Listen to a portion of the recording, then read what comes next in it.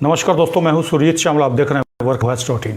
दोस्तों, जिन लोगों का भी सहारा इंडिया के अंदर पैसा फंसा हुआ है उनके लिए लगातार प्रयास कर रहा हूं, और वो जो प्रयास है आप लोगों के बिना सहयोग के सफल नहीं होगा।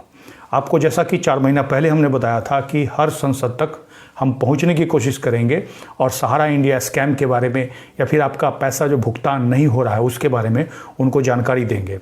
हालांकि पिछले 3-4 महीने से मैं लगातार प्रयास कर रहा हूं कि मुख्य जो विपक्षी पार्टी के नेता हैं उन तक पहुंचूं और पहुंचकर उनको फाइल दूं, जिसमें कि अभी तक मात्र 2 एमपी के पास मैं सफल हो पाया। बहुत सारे लोगों के यहाँ जाने के बाद भी उनसे मुलाकात नहीं होती है। कई लोग गेट नहीं खोलते हैं, कई लोग के यहाँ सिक्योरिटी गार्ड लगा हुआ है, इतना गार्ड लगा हुआ है कि वो अंदर नहीं जाने देते हैं।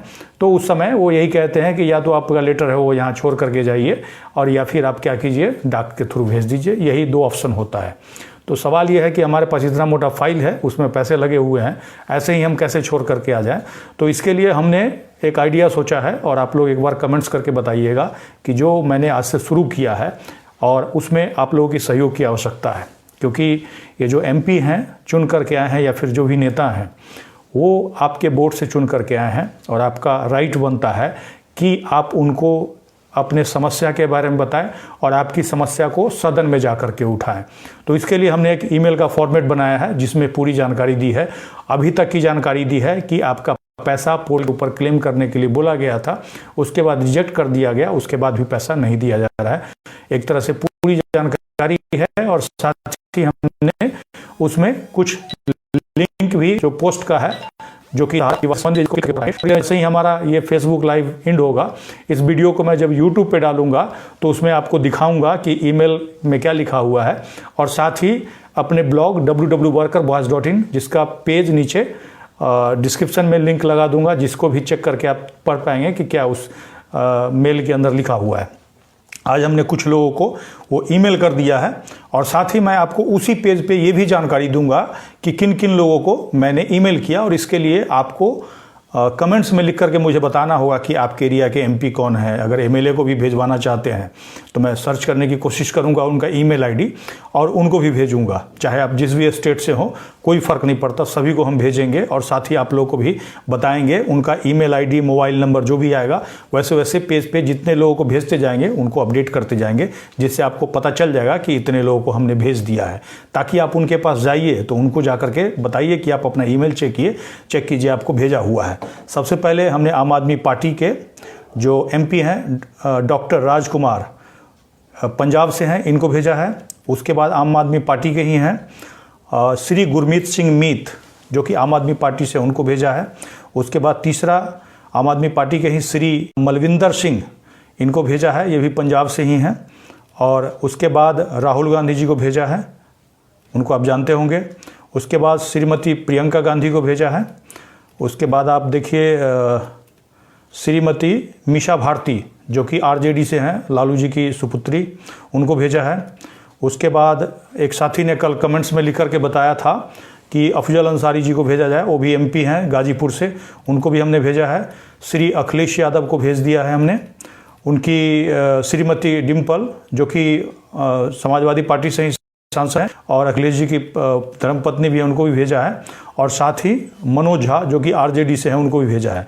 हालांकि मनोज झा जी से संपर्क करने की कोशिश कर रहे हैं, उनको समय नहीं मिल पा रहा, जिसकी वजह से मुझे उनके पीए के द्वारा अपॉइंटमेंट अभी तक नहीं दिया गया है। हालांकि पिछले 2.5 महीने से मैं प्रयास कर रहा हूं, कई बार उनके ऑफिस भी गया हूं, और उम्मीद करूंगा कि जल्द ही मुझे उनके तरफ से टाइम दे। तो इतने लोगों को मैंने भेज दिया है।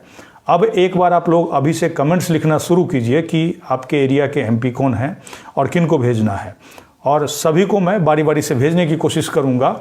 इससे क्या होगा कि उनका जो ईमेल, ऑफिशियल ईमेल आईडी है, उस पे जाएगा। जाने के बाद उनके ऑफिस का स्टाफ देखेगा, उनको इन्फॉर्मेशन देगा, और तो और आप लोगों को भी इन्फॉर्मेशन देना होगा। मैं कोशिश करूंगा उनका मोबाइल नंबर भी आपके अपने पोस्ट में अपडेट कर दूंगा, ताकि आप लोग भी, क्योंकि फ़ोन तो मुझे नहीं लगता है कि कोई आदमी उठाते होंगे। जो ऑफिशियल मोबाइल नंबर इनका यहाँ पे अपडेट किया हुआ है वो कोई नहीं उठाते। लेकिन इतना तो होगा कि आपके एरिया में जब जाएंगे ये लोग, तो इन लोग से पूछिएगा और कहिएगा हमारा नाम लेकर के, क्योंकि हमने सहारा इंडिया जमाकर्ता कल्याण मोर्चा से भेजा है।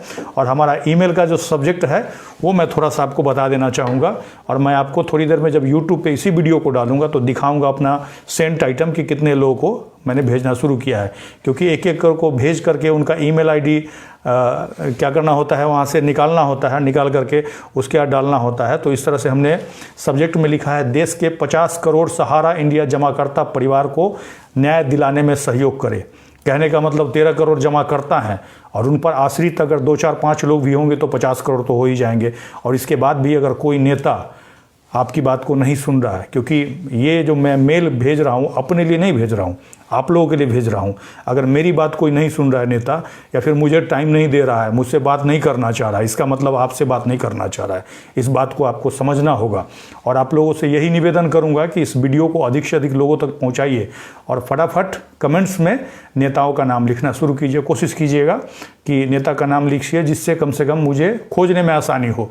ऐसा नहीं केवल आपने नाम लिख दिया, उसका पता ही नहीं चलेगा, तो कम से कम कौन सा लोकसभा क्षेत्र है वो जरूर लिखिएगा।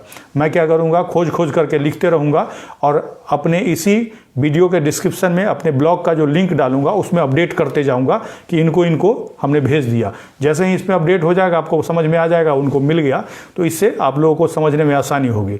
इसके साथ ही दोस्तों मैं आपसे विदा लेता हूं और फिर अगले किसी इन्फॉर्मेशन के लिए आप हमारे साथ जुड़े रहिए। अगर आप हमें फेसबुक पे देख रहे हैं तो पेज को लाइक करेंगे, यूट्यूब पे देख रहे हैं तो चैनल को सब्सक्राइब करेंगे।